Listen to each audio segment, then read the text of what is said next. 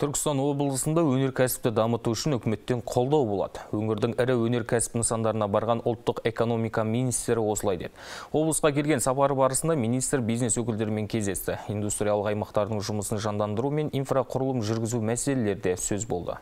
Ұлттық экономика министрі Әлібек Қуантырып Түркістан қаласының іргесіндегі индустриалды аймақта облыстық бизнес өкілдерімен кездесу өткізді.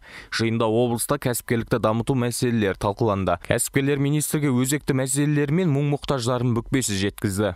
Республикалық масштабта шешілетін сұрақтар болады. Біз сондай сұрақтарды іріктеп отырып, біздің кәсіпкерлер қойды. Енді ол жерде бірінші кезекте мынау тариф бағалары. Одан кейін бар мынау салықты қазір естіп жатырмыз. Қазір мысалы 23% болатын болса, айлықтан берілетін салықтар қазір сол енді біз естіп жатырмыз, 42%-ға көтеріледі деп. Осы сұрақты қойылды. Енді министр оған өзінің жауабын берді. Министр көтерілген мәселелер мұқият зерделеніп, толық бағалауға алынатындығын жеткізді. Сондай-ақ Әлібек Қуантырып бизнесті жандандыру бағытында қолға алынған жүйелі шаралар қабылданып, өндірісті кеңейту үшін жеңілдетілген несиелеу шаралары назарға алынатындығын айтты.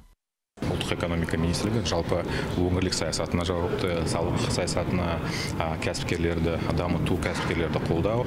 Қазіргі таңда ұлттық экономика министрлігі кәсіпкерлермен бірлесіп және қоғамдастықпен, халықпен біз жаңа салық кодексінің жобасын талқылап жатырмыз.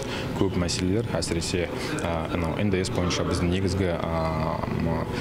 негізгі салықтар бойынша олар сол жұмыс тобында талқыланып жатыр. Жақын арада біз бірінші жобаны көрсетіп аламыз.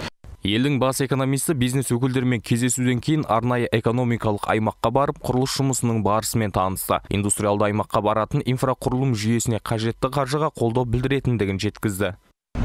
Сонымен қатар Әлібек Қуантырып 1200-ден астам тұрғынды жұмыспен қамтып отырған Кентау қаласындағы трансформатор зауытына ат басын бұрды. Ондағы жұмысшылармен кездесіп, зауыттың тыныс-тіршілігімен танысты. Сондай-ақ қайта жаңғыртуды қажет ететін нөмірі 5-ші жылу беру орталығына барып, республикалық бюджеттен алдағы уақытта қаржы бөлуге атсалысатындығын айтты. Бексұлтан Бекбатжан, Нуридин Ысқақ, Түркістан 24.